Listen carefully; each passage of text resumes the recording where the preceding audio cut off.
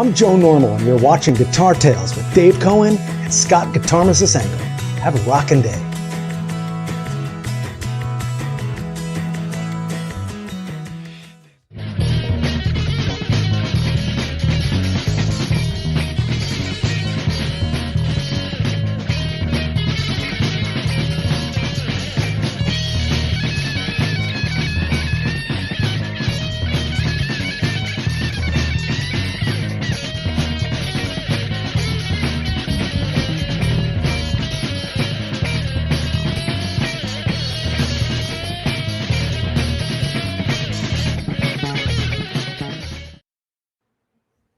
You know, Scott and I were bopping in the background for the introduction there.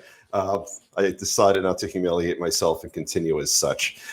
First of all, we want to thank great friend of the show, Joe Normal. Thank you for the bumper. Thank you for doing the show with us. And of course, as always, we'd like to thank Mr. Studios, also friends of the show, for sponsoring the show. The great Charles Larita, who is a guest all the way back from season 1. We are so old that that's actually over 4 years ago at this point.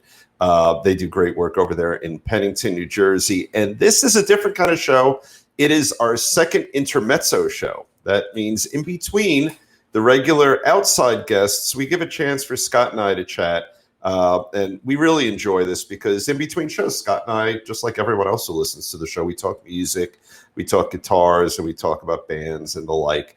And Scott's had this fantastic idea that he got from his dad. And this is really an homage to Scott's dad, who will watch the show.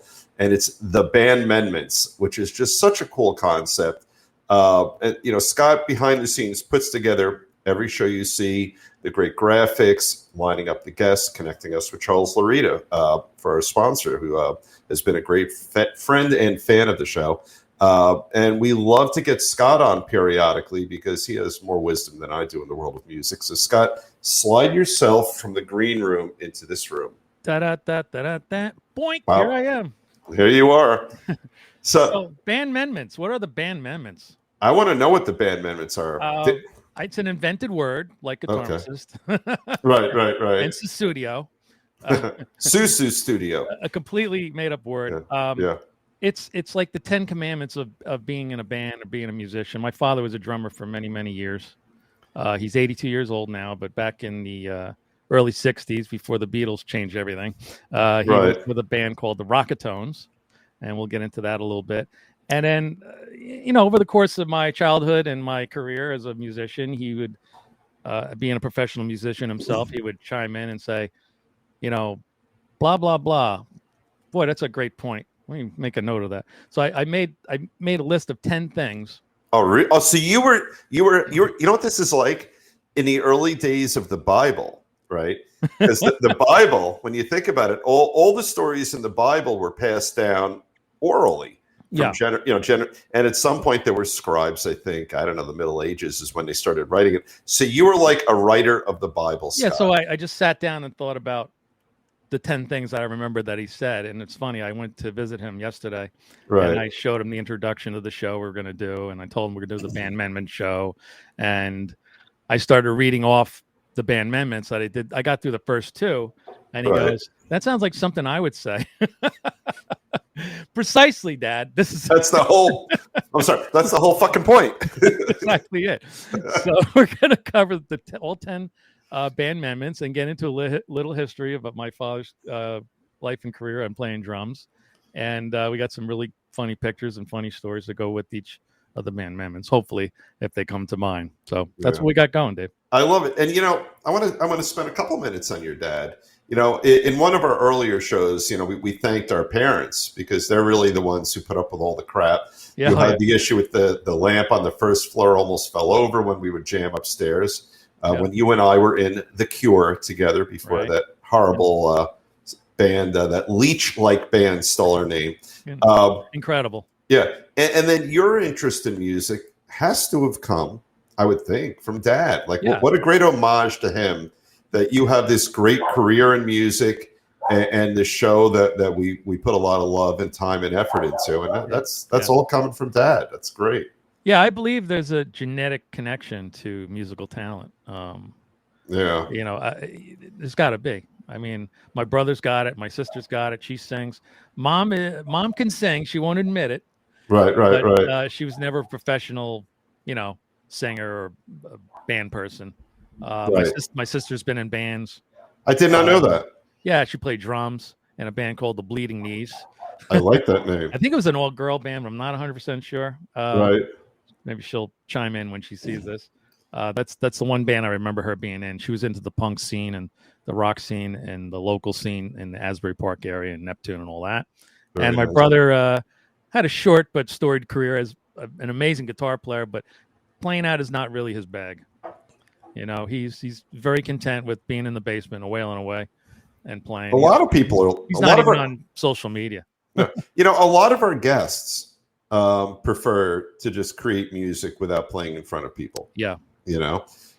Matt Bradford, he has a great career touring, but of late he's creating kick-ass music from his home. And right, just making videos, short little 1-minute videos, and people are eating it up as fast as he can dish it out. I watch every single one, and I think everyone, they're fantastic. How the hell can this guy on his homemade slide guitars create something different and refreshing every single day, and yet he does? Yeah, they're all a little bit different. You would think he would be sort of, faced with being in a rut, kind of like Anthony Parker.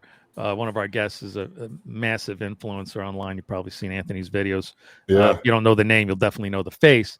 But he was saying that, he has difficulty coming up with ideas to do videos. And then the algorithms, the way they're set up, if you play the same type of video each time, that is a guy playing guitar and talking about playing guitar, right? They kind of get lost in the sauce. If you come out with something a little bit weird and different, all of a sudden it blows up. And we've seen that, with our channel as well. Yeah. And I saw the last one Anthony did. He didn't even touch his guitar. He put up there and he said, greatest line in the history of rock and roll. He came up with a great line from a Simon and Garfunkel song. And then everyone chimes in, they're great, but they're not rock and roll. Yeah.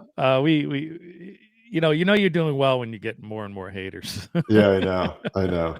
I want more hate. We need a little more hate. So, you want to jump into the Bandmendments here? I want to jump into the Bandmendments. Okay, so if only there was a graphic.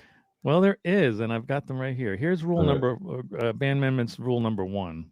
Let's see. And this is stolen. My father's and still is a very avid fisherman. Okay. And there's an old fisherman's proverb that all fishermen are liars except you and me. I'm not so sure about you. So Dad made this Bandmendment that says all musicians are assholes except you and me, and I'm not so sure about you. I love it. I absolutely love it. And what he means by that, there's a lot of assholes in the industry. I mean, we've all worked with them. We've all met them. Yeah. There are a lot of great guys and girls, and we get along well. But once in a while, you get into a band with a person that you just cannot stand for one reason or another. No. So in your history, following rule number 1, and obviously not in the Smoking Jackets, but in your in your history, ever deal with the volume hog? The person who will just never. Yeah.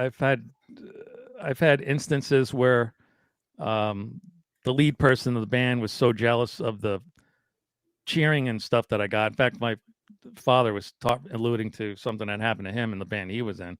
Okay. When I told him the first thing, it immediately brought back the memory that he was in a band and the guy was in control of the soundboard. Was also in the band, and he would just go over to the side when my father was singing and turn down the volume. That's horrible. That is just because every time he got done singing a song, people went ape shit, but they didn't go that much ape shit over the guy that was the leader of the band. Right. So they started messing around with his tone controls and his volume controls and stuff. I wonder if Bandmendment Rule 1 is usually rooted in insecurity. Is that what makes them the assholes? Possibly. I mean, it's and then it's just bad band etiquette. I've had issues where I was playing with another guitar player and the guy was playing so incredibly loud that I couldn't hear myself, and that was very frustrating. Then I turn up a little bit, and then he'd turn up a little bit, and then I turn up a little bit, and then next thing you got all out volume war. Yeah, and then even if you're not servicing anybody, no, not the band, not the people that are there, it just became a war between him and I, and that was basically the last time I played a gig with that band, and that was the end of that. Yeah. Yeah. And we get it in famous bands. Look, Roger and Pete have had fistfights with Right. each other, you know? Yeah, the Toxic Twins, the Aerosmith. I mean, Yeah. that's where these labels come from. A band is like a family, and sometimes it's a dysfunctional family, and they still get by. I mean, look at all the fighting going on in Journey now. Neil Schon is suing this one, and this guy's suing this guy, and it's a disaster. Oh, it completely is. I mean, I went out. I actually got to meet Ace Frehley. I know we're doing a Kiss show soon. I saw him. Right. I met him last summer. He's kicked out of Kiss. Yeah. I mean, Ace Frehley was kicked out of Kiss. You know, and you got you got famous stories like Pete Best and the Beatles. How they just, I'm sure Pete Best wasn't happy with the Beatles when they kicked him out. He probably thought they were assles. Yeah, kicking him out of the band and hiring Ringo. And under the rule, but he's not an asshole by definition, right? Yeah. So that's Bandmendment number 1. All right, I'm ready for 2. Here comes Bandmendment number 2. All right, Bandmendment 2. Never join a band when the guy names the band after himself. He'll be a controlling asshole. So here's another theme of assholism again. Okay, right. And all the troubles that I alluded to in the first story was the leader of the band who named the band after himself. Wow. When our good friend Tico Torres was left Frankie Previtt's band, Frankie and the Knockouts, to be with then unknown John Bon Jovi, who was just a sweeper at the local radio station, WAPP in New York City. Right. My father and him are very close friends, and back then, your father and Tico, that is right. Correct. Yes. Yeah. He said, "Hey, I got a feeling about this kid. I'm going to join this band, Bon Jovi." And Frankie and the Knockouts already had a record deal with MCA and everything. He's like, "What are you doing? What's the name of the band?" "It's called Bon Jovi, named after the guy that owns the band." And my father's like, "Don't do it. He's going to be a controlling asshole." But, as history went along, sometimes you get lucky, and things go well. But a lot of the times when somebody's naming the band after themselves, it could lead to trouble. They could be a horrible boss. Basically, not all guys that name the band after themselves are terrible. No, but even if they could be a good boss, but they'll always be a boss. Right. Like, I can't imagine, and I'm trying to think in the world of famous bands, any bands that are named after a person where that person is not recognized as the boss, the leader. Like you think like Genesis back in the day. Jay Giles is a great example. Oh, you're right. I didn't even know Jay Giles was a real person. Yeah. In the band back then. I thought Peter Wolf was Jay Giles. Oh, you're right. That seems like an egalitarian setup. Isn't that weird? But he was supposedly the ruler of the whole shooting match. Wow, that's interesting. Yeah, that's a good example. Like you think about Genesis, they shared all their songwriting credits apparently. Right. And that just always struck me as a very egalitarian band. And I'm thinking, although Frankie is truly a friend of the show, and he strikes me as an egalitarian guy, but he was Frankie in the Knockouts. Right. But he's such a sweet human being. I wonder if he's an exception to that rule. We got to meet him and hang out with him, and I find it's usually the bands that are, say, the blah blah blah band. Yeah. Like the Steve Miller band. Right. Steve Miller is in control of every single thing that goes on in that band. Yeah. You don't even know the names of the other guys in the band. No, and that's also, I would think, yes, the people in that band can ride the wave if they connect themselves to the right person. Right. But I would guess that in terms of them having independent name recognition and an independent juice in their career, that's a little more challenging when you're the guitar player for the Joe Smith band. I mean, there are countless stories. I mean, Buddy Rich being a controlling SOB with his band and all the trouble he put them through, and James Brown. Brown was historically a prick. Yeah. To his band and the women in his life. A controlling asshole. Yeah, there you go. Right. Go you, Hank Engel. You got it right. Yes. Yeah. So here's Bandmendment number 3. All right. This is a good one. Okay. Never buy any equipment with the band. When they quit, and they always do, they're going to want their money back, or just leave with the equipment without any reimbursement to you.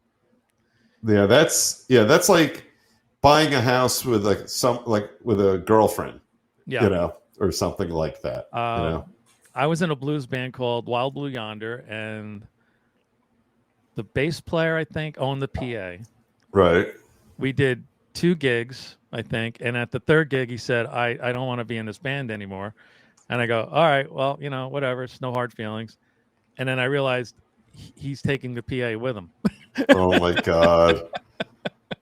Now, I didn't. That's a case where he owned his own stuff and he just disappeared and went. Took everything. Yeah. But there are situations where, and Tom Janarone alluded to this in the. I was thinking of him. Yeah. The band episode that. Yeah. You buy equipment, you should put under the LLC so that the whole band owns the equipment. Yeah, and whether the band is, if you and I are in a band and Scott is a 3/4 owner or a 50% owner, when you buy it as a band, whatever that agreement says controls the ownership of the equipment. Right, yep. and then the individual items, like you're not going to share probably not going to share microphones, right, or guitars or harmonicas and stuff like that. Personal items that you would be using in the band, right.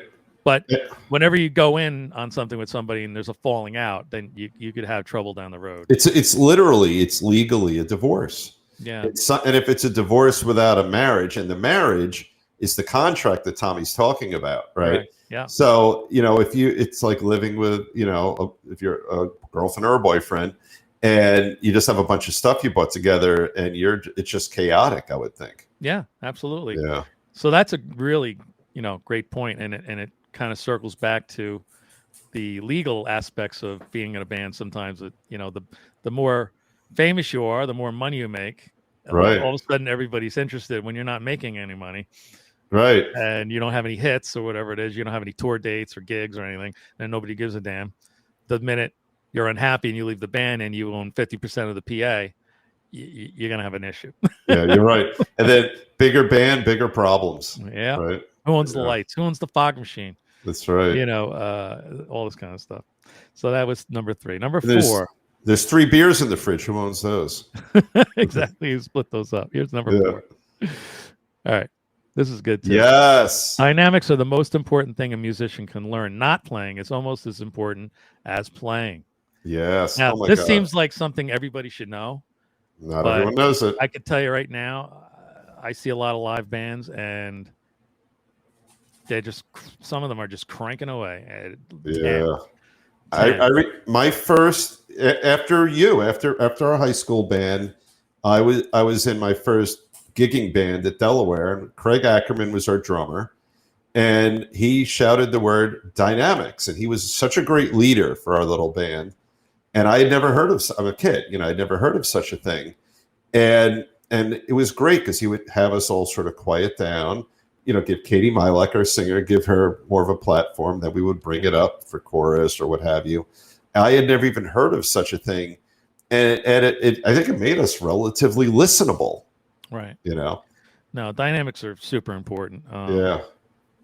And I think some of the best songs and best performances are where everybody takes it down a notch and let's say highlights the vocals.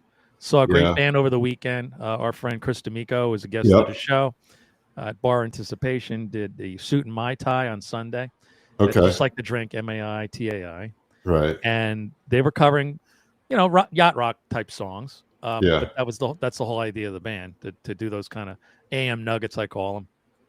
And they put their own spin on them. And one of the things they did dynamically that applies to this rule is the whole band would stop playing and they would just do a cappella vocals. I love it. And then bring the band back in, Yeah. And it's very, very effective. I was just on my reels today, and I think there were some sour grapes involved, but Andy Summers was giving an interview about Every Breath You Take. Mm-hmm. And, he was talking about how he wrote the guitar part. I think he did the interview because apparently he doesn't make money off all the samples that get paid to Sting. But in a band that doesn't have Sting's name as the lead. But anyway, right. And I thought about that song, and the dynamics, everyone goes down to let that really simple, and he described it as a simple riff. I think I was once in a band that did that song, mm-hmm. and it's really quiet. when you think of the you know that little guitar part, there's very little else going on. Everyone's tamped down. Correct. Yeah. Yeah. I like that role. In fact, they were arguing over how the drums should sound. Now, Yeah. that seemed like a big problem, but they really mulled over it for a long time. Oh, you heard the same interview, or at least where they were like, you know, the snare was, we don't want it to be too deep or compressed. We want it to be snappy, but we don't want it to be too loud, and you know, all this kind of stuff. Yeah. And Stu Copeland's like, I just want to play drums. But they wanted him to keep it simple. I could tell you Bon Jovi is always, especially in the beginning, I used to hear stories like Tico wanted to do, he's a better drummer than people realize he is, because everything he does is a little more simplistic. Okay. On the recordings, you know, straight hard rock and straight four stuff and simple fills. But that was primarily because of John. John didn't want anything fancy. No double bass drum tricks, no massive fills, not too many cymbals. So if you listen to Bon Jovi songs, it's very, you know, simplified. Yeah, and to John's credit, he had a vision that, holy shit, did that play out for them? Right. You know, even if Tico or the subsequent drummers couldn't really flex or sort of musically be as expansive as they might have wanted to be. He did what he did was he went in a different direction, and our good friend, the late Joe Loria, used to say to Tico, "Why don't you add some different traps and sounds and weird things to the recordings? Can you get away with doing that?" Right. So you'll hear like little cymbal bells. Okay. Like thing of ding ding ding. Right. Oh, you're right. Yeah. They had finger bells and little bongos and little tchotchkes and little things to make noises with. There's a lot of that going on. You can hear some of those things, but drumming wise, nothing too crazy like a Rush song would be, let's say. Right. Where they're expected to overplay every song, right? They are, and they're expected to overplay it perfectly. But they still had dynamics. They did. Yeah, absolutely right. You know, you come in quiet with Reg Barchetta with the harmonics in the beginning, and then the whole thing at the end, it erupts. And and it's funny because once in a while, I'll go on a YouTube journey for Rush. And it's funny you're saying that, because I'll go on journeys and sort of like Spirit of the Radio. Yeah, that's I think it's my favorite Rush tune. A lot of their live versions are just too loud and too crowded compared to the studio, for me anyway, compared to the studio recording. And I wonder if, at least for my taste, that they're not exercising Rule 4 of Dad's Bandmendments. It could be, yeah. They might not have read it. It might be the issue. It's important. I mean, if you listen to the beginning of Spirit of Radio, it's all guitar. Nobody else is playing. Yeah. But there could have just as easily been some drumming going on there. You're right. And there isn't. So not playing is just as important as playing. Absolutely. Let's go to rule number 5, Bandmendments. We shall. Here's number 5. There's a difference between playing and performing. A flurry of notes don't make. Sorry about the bad in grammar here. But this is the way it goes better this way. A flurry of notes. It ain't make you great. Yeah. A flurry of notes don't make you great. Your stage presence does. Yeah. And I do this all the time. I'm always about the show. Yeah, and you're about your audience. That's what I love. It's something dumb like a kazoo solo or using the toy ray gun for a Rebel Yell, which Steve Stevens does in concert, and I was like, I got to do that. Yeah. Or using the talk box, a real talk box to do talk box songs instead of the wah-wah pedal. A lot of guitar players. I'm not bringing extra stuff. Right. I don't know how to use that thing. I don't want to gag on the mic. Right. When you got a tube in your mouth. But so there are a lot of things that we do performance-wise. We may not be the greatest guitar player, greatest band, but when people leave, they just seem to remember the good stuff. Well, I will say this about the Smoking Jackets. Like our show, they leave as friends. They come as strangers, leave as friends, which is true. People see your show, and if they don't know you, they leave as fans. I don't even know if you know it. I don't know if I told you, but a really good friend of mine, a fellow attorney, I sent him to Bar for your last gig there. Oh, really? Yeah, and he left as a fan. Cool. He and his wife went, and they loved it. Barry Sugarman, I'll give him a shout out. Awesome. He saw your show and loved it. Thank you. Tom Janneron, I think, famously once said it. We used to blow the confetti cannon almost off at every gig. Now it makes an appearance every once in a while. Right. But we had this confetti cannon that would explode at the end of the show and shoot paper all over the place. Right. I talked about it on the first episode that we did that at the Stone Pony, and they were not too happy. Yeah. But that confetti cannon is like that little stick they have in Men in Black where they go poof. Right. No matter how the rest of the gig was, you might think it was musically crappy, or we made a lot of mistakes, or we could have done better, or you know, whatever insecurities you have as a band member of your show. That confetti cannon is the last thing they remember. Yeah. And the only thing they remember from some of the shows, I mean, or the kazoo playing. Yeah. You know, both of them are fun and celebratory. And what the hell are people out for other than that, right? Right. So it's you know, I've seen lots of players that are amazing guitar players, let's say, right, as an example, and just stand there like a statue, playing their ass off. They're not grimacing. They're not bending their knees. They're not holding the guitar in the air. You know, they're not doing anything interesting except a flurry of notes. And honestly, for the lame person, a flurry of notes doesn't cut it. They don't care if you can play eruption note for note. Sometimes they want to see something fun, some kind of show. Yeah. Well, I saw Steely Dan on Long Island, Jones Beach. I saw them many years ago. I don't remember anything. Great example. Phenomenally gifted musicians, but they could boring as hell. Bore you to death. They don't they just sit there and stand there and don't move around. The same thing with Squeeze. I saw Squeeze when I was in college. And they were great. I mean, it sounded great. Boring, just straight up boring. You really gotta sell it. I mean, and it's easy. Sometimes I find myself playing and I'm in a zone. And I'm concentrating on the notes and stuff. And I'm like, you know what? I'm not really moving around that much. I'm in the same place on the stage I was 10 minutes ago. I gotta.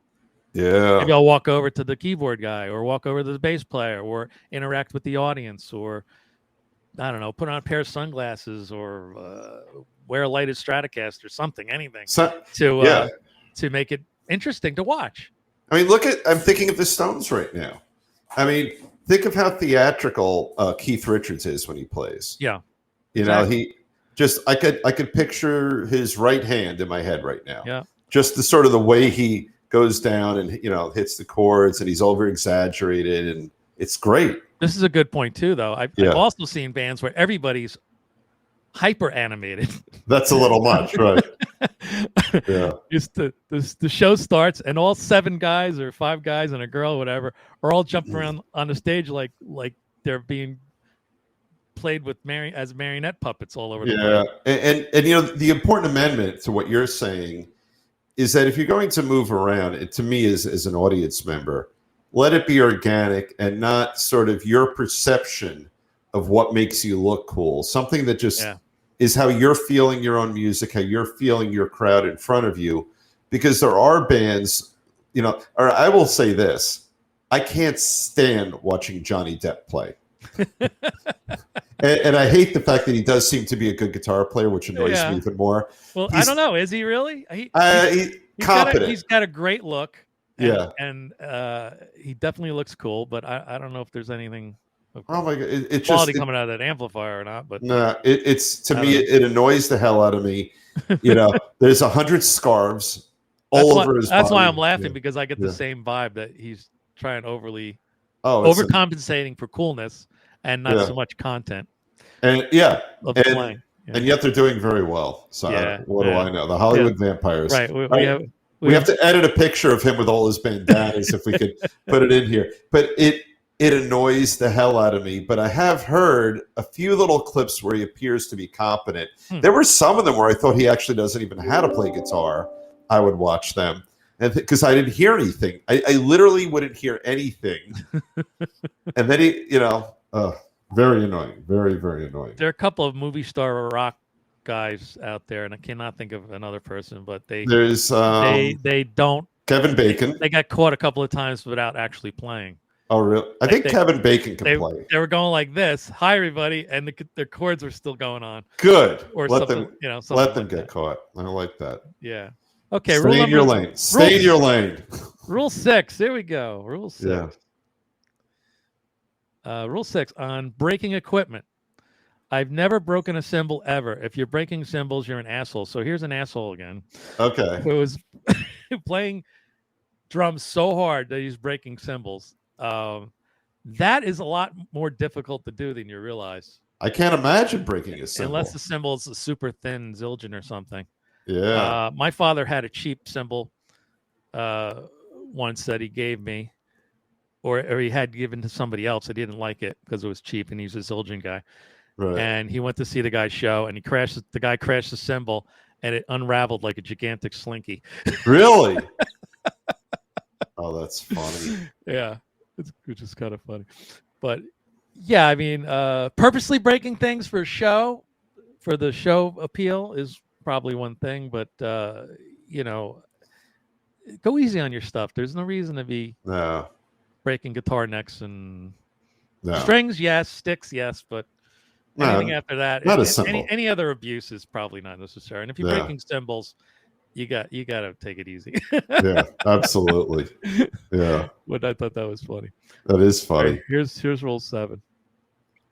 Rule 7 is don't want to hear about you complain about the gig. Did you get fed? Did you get paid? Shut your mouth. So this is more or less a wedding band situation. I was in wedding bands. My dad was in wedding bands later on to make money. And you know, when the whole rock and roll career thing didn't quite pan out because the Beatles screwed up everything. He will tell you that.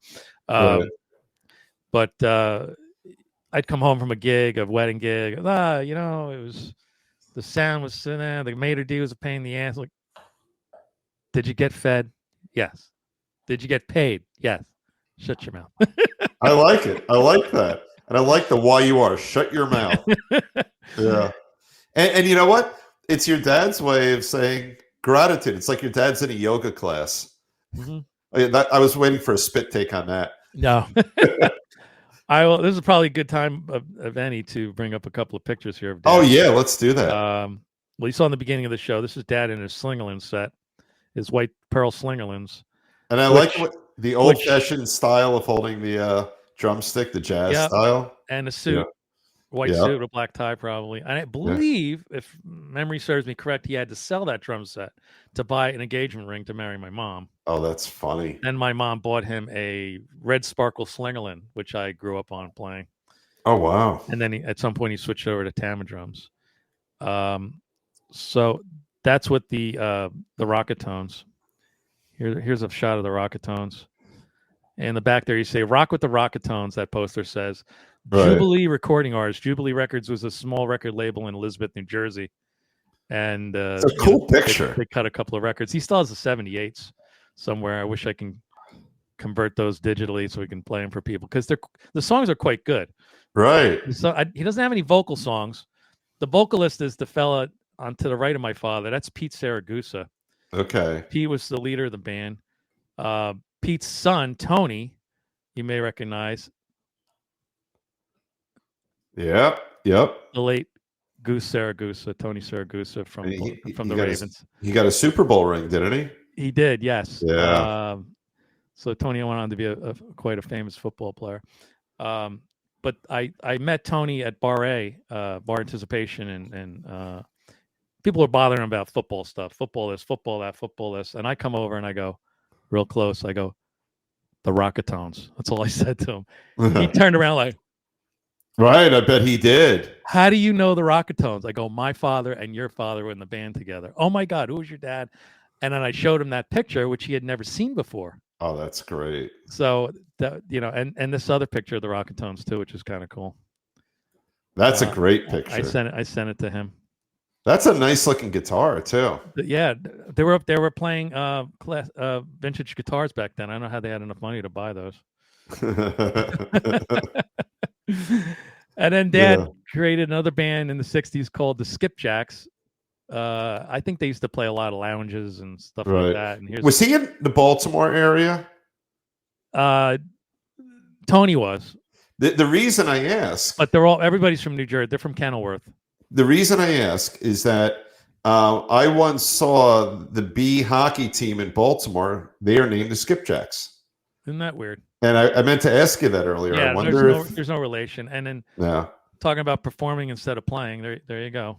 Wow, look at that. Dad with the mallets making a face, wearing a wig, and I don't know what's going on. A guy's got his finger in his nose.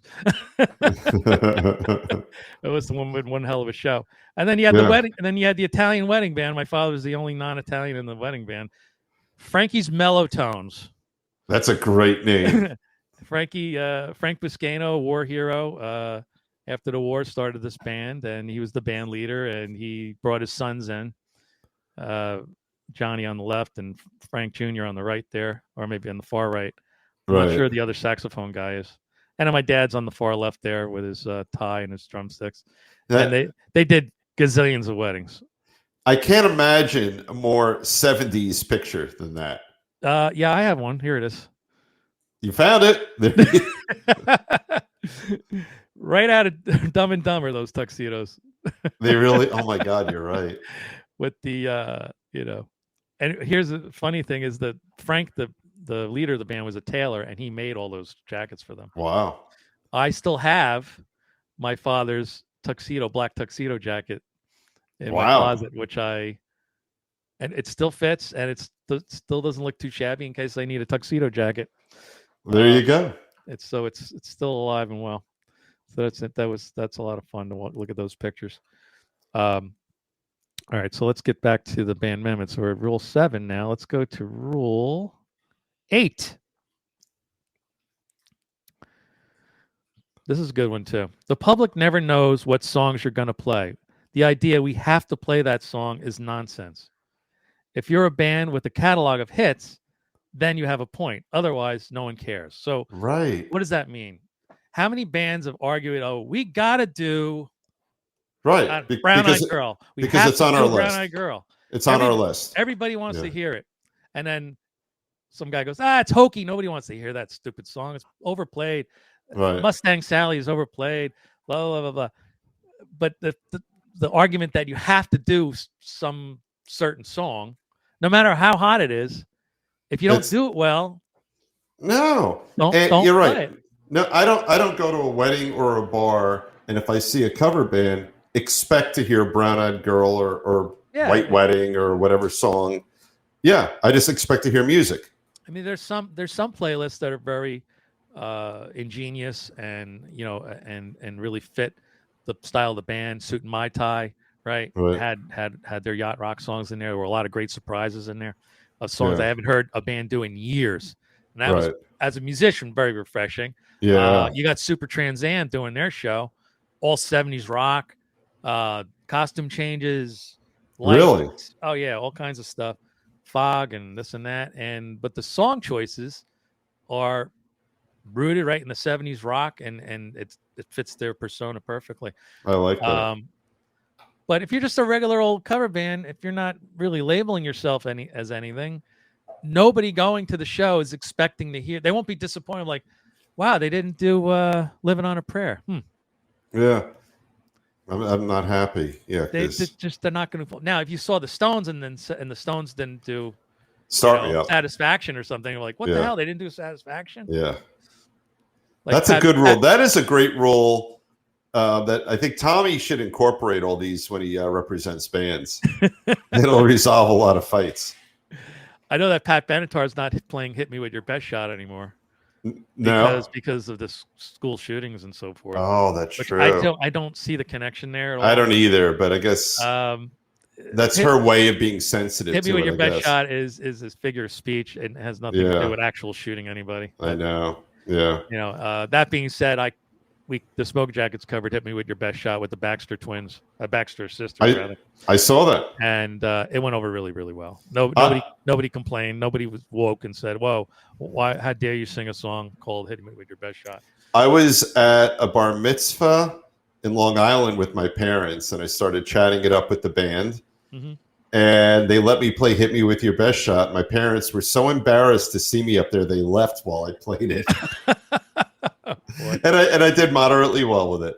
So And a Neil Giraldo guitar solo that really is a pain in the ass. Well, that I didn't do. If you want to try a guitar solo that's kind of weird, check that one out. Yeah. So that's that. All right, let's Now, try 9. Let's see. Rule number 9. We're almost there, kids. Here's number 9. Number 9. Yes. Your job is to entertain. It's a job. Treat it like one. Not a party for you. It's a party for them. And we have a little video to back that up. Well, this is a surprise for me. Let me see. Did I put it up here? Yeah, here it is. There's a sense of entitlement. Right. You're not entitled to get a gig at any bar anywhere. Right. It is a job. It is a real job. You need to take it seriously. You need to understand your market. You need to have a plan. Know what you're going to do. You have to sell yourself. And when you're selling yourself, like for me, not I'll say, show me, don't tell me. You don't tell me how great you are. And you know what else don't do? Don't tell me how much better you are than all the other bands that play. Oh, we're better than this band. We're better. You know, once a person starts with that, I know they have an attitude. I won't even go near them. Right. You know, don't try to, don't talk bad about any musicians, even if they deserve it. You shouldn't do that. I mean, they're there and they're there for It's all negative energy. So, yeah, so if they can approach it like a business, put the energy into it, be professional, have something different, know how to market yourself, and come to you with a plan. I mean, very few people come to you with a plan and say, hey, here's what I'm going to do, here's how I'm going to promote the gig, and here's why we're different. Rather than, we play a lot in New York, we want to get down on the Jersey Shore. We play a lot in Pennsylvania, we want to get down on the Jersey Shore. We love your bar, and the bartender said we'd be great here. And here's 3 links. Click on these links. And every once in a while, if I see something local, because if it's local, it's more likely to work. Right. I'll click on a link, and I see a person in a 4 guys playing in an empty pub somewhere. It's not going to work. That's helpful. So that was like Rule 9A, Rule 9B, lowercase b, lowercase c. Well, our good friend Tom Chano and the Roundtable Show, which you can catch on YouTube anytime. Anytime. And what's funny is, as you talked about Rule 9, I thought of Tommy. I heard Tommy in my head because that's one of our iconic, for us anyway, one of our iconic shows. It's one of our best shows. Because there was just so much wisdom. You guys, as a panel, the 3 of you. That was great fun to share our thoughts and so forth. Yeah. But he's right. It's a job. It's a real job. And he's the talent manager for Bar Anticipation in Lake Como, New Jersey. Yeah. He hires all the talent. He gets gazillions of emails and tons of phone calls and tons of text messages and stuff. And so how do you weed through all that stuff and find, a band that's going to fit the room? Right. And then once you finally get hired, if they're not paying attention to the people or playing for them or servicing the song or the band or whatever, and they're just, being disastrously drunk or partying or whatever, it's just you're not going to get called back. The hardest part about getting a gig is to get that second gig, right? Maybe that's a Bandmendment. So who said that? Paul Nelson said that? I think he did. Sorry, Paul. I stole that from Paul. Yeah. Before we go to 10, we need a drum roll from you. Do you have anything you could do a drum roll on down there? We could put one in. All right, we'll put one in. All right, let's hear 10. Here we go. Numero 10. This is a long one. Have integrity. You have a gift. That gift costs money. Demand good pay. Let the shitty bands play for free. When no one comes to see them play and the bar doesn't make money, then you'll have leverage. Oh, I like that. Now, I don't know if this would completely work or not, but there is something to be said about selling yourself. Yeah, it's believe in yourself. Recognize your own personal value. I'm sorry, David, go ahead.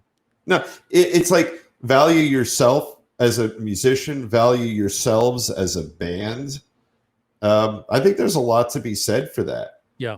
It's powerful. You could get undersold by another band and say, well, we'll do it for $100 a person, or we'll do it for $50 a person and maybe some door money or bar ring or something. Right. Yeah. Kind of deal. So instead of, well, what Tommy does is try to hire the bands based on their talent and draw. Some Right. bar owners will hire a band based solely on, I got them cheap, you know, Yeah, and I think that's a mistake. Yep. Now you could get lucky and the band could be fabulous. Now, Right. now you've played your ass off. You've driven an hour and a half. You have a Gibson that costs $4,000, and you made $10 after you paid the bar tab. I mean, Right. what are you doing? No, and then you're not happy. Right. And then that's, you know, even when you're there, you know, one would hope you'll just be purely enmeshed in the music and the crowd, and that's a piece of it, I know. Yeah. But if you're the whole time you're thinking, I'm going to have trouble filling my gas tank when I leave here, because you know the owner of this bar is too cheap to pay me what I am worth. Right. That has to affect your performance. And I've been in situations where I finished an entire gig and then the bar owner said, I don't have enough money to pay you guys. Oh, really? And, you know, that's unacceptable. I mean, I would say, look, the place was packed. Right. Everybody was drinking. We played for 3 hours. Don't tell me you don't have $500 in there. Wow. That's really bad. But then, you know, you get stiffed and you don't go back, or they come in at a lower price than you agreed upon. But, you know, a lot of times there are no contracts with these gigs, especially if you're just a little cover band playing little bars. Yeah. You know, the Smoking Jackets level, we're playing much bigger rooms, and we don't have to put up any of that kind of stuff for the most part. And there are talent agents and so forth involved. Right. And sound guys and, you know, all that kind of stuff. But when I was first starting out, there was a lot of that stuff going on. Just didn't treat the band well. You are dogs, and your job is to fetch, right? Right. Yeah. They don't want you coming in the front door with the equipment. You got to come around the back. You know, you're not allowed to do this and that, and they dictate how long you're supposed to play for and how long your breaks are, or they don't want any breaks at all. Yeah. 3 hours of continuous music. And I'm like, we can't do that. Right. Or whatever it is. The bands put on bands, and a lot of bands just put up with it. They do it because they want the work. And then over time, I have to think that band, as an ensemble, they will not feel good about themselves. No. And I think that has to affect performance and everything. Rarely works. Yeah. So there you go. There's your 10 Bandmendments. I like it. I think this was such a fabulous idea, Scott. Thank you. It's, you know, it's something that could really, you know, get band members thinking, you know, because you know, whatever you do for a living or avocation, if it's your avocation as opposed to your profession, we don't spend enough time thinking about what we do to do it better. We kind of just do it, you know? Yeah. And as a band, to just sit down and say, all right, you know, we don't need to write out a mission statement or anything, but just to sit down and think about, you know, what is our approach to each other? What is our approach to the outside world? To follow up with our show with Tommy, The Law of the Band, you know, are we, right now we're all getting along. Do we have our sort of band prenup, so to speak, and all that stuff? And what you've come up with here with the Bandmendments, to me, it's an opportunity for everyone in the band to just sort of sit down and reflect a bit, because, you know, the hustle and bustle of your life is we have 3 new songs. We got to practice that. We got to book this gig. We got to get to the gig. We got to break down from the gig. Oh my God, you know, our bass player got sick. We got to find someone to sit in. And then instead, to force yourself to take a little time and think about us as a band, and this little exercise we had fun with tonight strikes me as very healthy. Yeah, it's tongue in cheek. It's made to get a giggle out of you, but it's based in fact. Yeah. Just a couple days ago, I was reading a post from, I think, one of the singers of Matt O'Ree's band. Yeah. She was in, I don't think it was a Matt O'Ree band thing. I think she was doing a gig. She booked a wedding or some kind of highbrow event, and the restaurant wanted to charge the band for the food. Oh, yeah. So you told me about this. She sort of reached out in general and said, hey, is this a new thing? Is anybody paying for food for the band? We're talking about banquet hall gig. Yeah. Crap tons of money, like 350 people, a country club or something, and then they're going to nickel and dime them and charge the band for food. Right. I've never been charged for food in a wedding gig. When you come to my house, I usually expect, a Well, yeah. small gratuity. Yeah, but, no, yeah. I always drop in a few bucks for the pizza you give me. Yeah. You make all this gourmet shit, and then I go there and you give me pizza, you jerk. Dave is an amazing cook, by the way, everybody. Follow Dave on Instagram, Dave Cohen. Dave R. Cohen. The R stands for risotto, I think. It does. He makes the most amazing. Back when we had Paul Nelson on, it's kind of a funny moment. You said you were listening to Paul's music while you were cooking dinner, and he was like, "Oh wow, what'd you make? What were you eating?" And he was probably expecting Dave to say like, SpaghettiOs or right. toast. He's, "Oh, I made a what'd you make?" I made something pretty funky. I remember it. I wish I could. Well, maybe I'll send you a picture. Nobu something. Oh, that's right. I made the my version of the Nobu glazed cod. Yeah, that's what I made. Yeah, and he was like, "What?" Yeah. So yeah, David's cook. Oh, thank you, my friend. And he does it without a cookbook or a recipe. I don't like recipes. I don't know. But then again, I learned guitar parts without reading. We do this show without a script, Yeah. Yeah. We talked for 51 minutes. We don't know if it's going to suck or we're going to get 6 views or 6,000 views. Yeah. Hopefully we'll have some haters. I love that when haters chime in. I'll send in some hate just to get it started. Like Anthony Parker said, a guy was busting his balls that his chest hair was sticking out of his T-shirt, and nothing to do with what he was the content of his post. Yeah, crazy stuff. It is. Well, so that's the Bandmendments episode. It is, and we love you, Dad. Dad is still around.